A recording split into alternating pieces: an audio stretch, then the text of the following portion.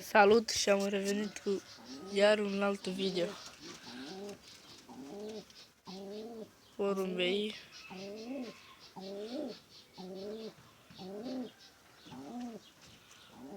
Vede cum a făcut cu mâncare.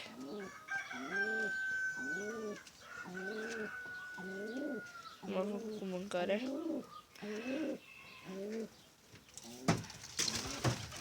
Crașina.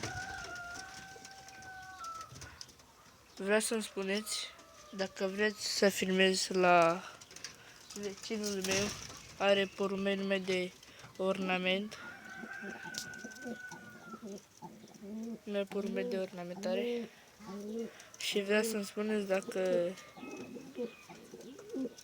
dacă vreți să filmez și la el.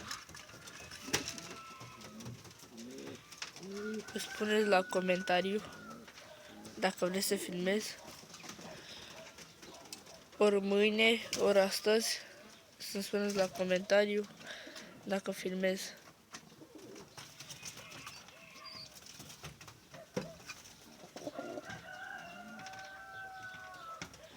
Jucătorii sunt bine. Ia mi-a scăpat ăsta.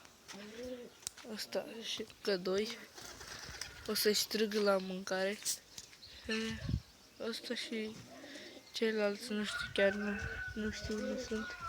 Uite-i. Uite acolo ei doi.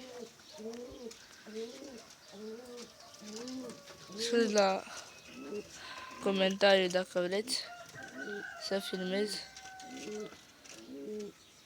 Și la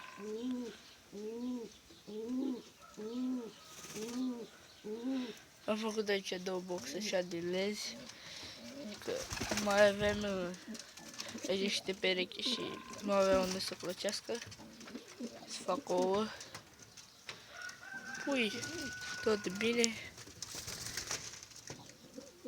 Papa. Și o să filmez. Îmi spuneți dacă filmez și la vecinul meu. Porumbei. Spuneți la comentariu și o să filmez. Pa, pa!